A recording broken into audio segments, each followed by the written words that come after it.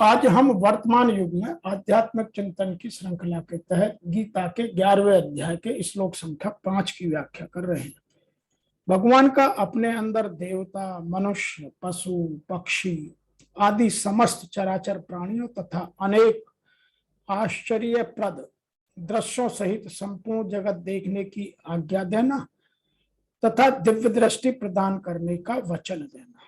भगवान आगे के श्लोकों में इन चीजों की व्याख्या करते हैं। तो यहाँ भगवान ने क्या कहा और ऋषि वेदव्यास जी ने क्या लिखा। पश्य मे पार्थ रूपाणि शतशः अथ सहस्रशः नाना विधानि दिव्यानि नाना वर्णाकृतीनि च। तो यहाँ भगवान बोले, हे प्रथानंदन, अब तक मेरे अनेक तरह के और अनेक वर्णों, रंगों तथा आकृतियों वाले सैकड़ों हजारों अलौकिक रूपों को अब तुम देखो। श्री भगवान बोले, हे पार्थ, अब तुम मेरे सैकड़ों हजारों नाना प्रकार के और नाना वर्ण तथा नाना आकृति वाले अलौकिक रूपों को देखो। उपदेश दो प्रकार से दिया जाता है। यहाँ जो समझने की बात है वो यह है, एक है कहकर और दूसरा है दिखाकर। तो पहले 10वें अध्याय तक भगवान ने अपने समग्र रूप का वर्णन किया है कि मैं अपने एक अंश से संपूर्ण जगत को व्याप्त करके स्थित हूं। अब इस अध्याय में भगवान अर्जुन के द्वारा प्रार्थना करने पर उसी रूप को प्रत्यक्ष दिखाते हैं।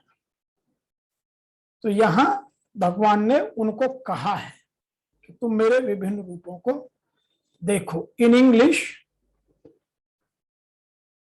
The blessed Lord said, see, O son of Pratha, my heavenly forms by hundreds and thousands of different sorts and various colors and shapes. Some people are describing differently. O son of Pratha, behold my divine, multi-dimensional, multi-wheeled shape, hundreds and thousands of forms. तो यहां हमें यह बात समझने की आवश्यकता है कि भगवान ने ऐसा क्यों कहा। तो यहां यदि आध्यात्म की दृष्टि से देखा जाए तो पश्चिमी पार्थ रूपाणी, अर्जुन के संकोच पूर्वक प्रार्थना को सुनकर भगवान अत्यधिक प्रसन्न हुए। अतः अर्जुन के लिए पार्थ शब्द का संबोधन करते हुए कहा कि तू मेरे रूपों को देख। रूपों में 3-4 नहीं, प्रत्युत सैकड़ों हजारों रूप अर्थात अनगिनत रूपों को देख। भगवान जैसे विभूतियों के विषय में कहा कि मेरी विभूतियां का अंत नहीं हो सकता, ऐसे ही यहाँ भगवान अपने रूपों की अनंतताएं बताइए। नाना विधानी दिव्यानी नाना वर्ण करता है। अब भगवान उन रूपों की विशेषताओं का वर्णन करते हैं कि उनकी तरह तरह की बनावट है, उनके रंग भी तरह तरह के हैं। अर्थात कोई किसी रंग का तो कोई किसी रंग का, कोई पीला तो कोई लाल, कोई हरा तो नीला। उनमें एक एक रूप में कई कई तरह के रंग भरे हैं। उन रूपों की भी तरह तरह की आकृतियां हैं। कोई छोटा तो कोई मोटा, कोई लंबा तो कोई चौड़ा। जैसे पृथ्वी का एक छोटा सा कण भी पृथ्वी ही है, और ऐसे ही भगवान के अनंत अपार विश्व रूप का एक छोटा सा अंश होने के कारण यह संसार विश्व रूपी है। परंतु हर एक के सामने दिव्य विराट रूप प्रकट नहीं है, प्रत्युत संसार से ही प्रकट है। कारण है कि मनुष्य की दृष्टि भगवान की तरफ न होकर नाशवान संसार की तरफ ही रहती है। जैसे अवतार लेने पर भी सबके सामने भगवान रूप से प्रकट नहीं होते। यह बात गीता के 7वें अध्याय में हम चर्चा कर चुके हैं। प्रत्युत मनुष्य से ही प्रकट होते हैं। ऐसे ही विश्व रूप भगवान सबके सामने संसार में ही प्रकट रहते हैं। अर्थात हर एक के यह विश्व रूप संसार में दिखता है, परंतु यहाँ भगवान अपने दिव्य अविनाशी विश्व से साक्षात होकर अर्जुन को कह रहे हैं कि तू मेरे अब दिव्य रूप को देख। इस बात के पीछे एक बड़ी अच्छी एक शंका है,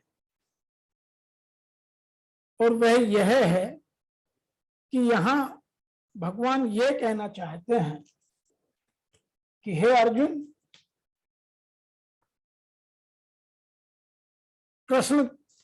अर्जुन कृष्ण के विश्व रूप का अभिलाषी था।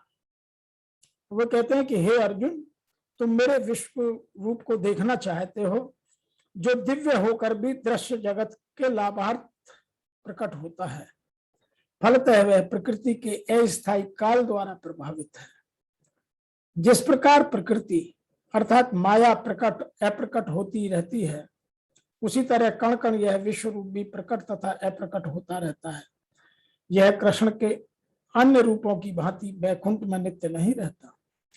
जहां तक भक्त की बात है, यह विश्वास देखने के लिए तनिक भी इच्छुक नहीं रहता, लेकिन चूंकि अर्जुन कृष्ण को इस रूप में देखना चाहते हैं, अतः वह यह रूप प्रकट करते हैं।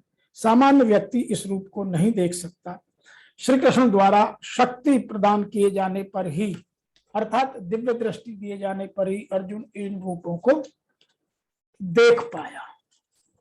तो यहां जो कहने का भाव है तो यह है कि भगवान ने कहा कि मैं तुम्हें दिखाता हूं, उससे पहले मैं तुम्हें कुछ देना चाहता हूं। तो आगे के श्लोकों में इस चीज की व्याख्या होगी। आज के इस श्लोक में इतना ही कि भगवान ने उसको ये बता दिया।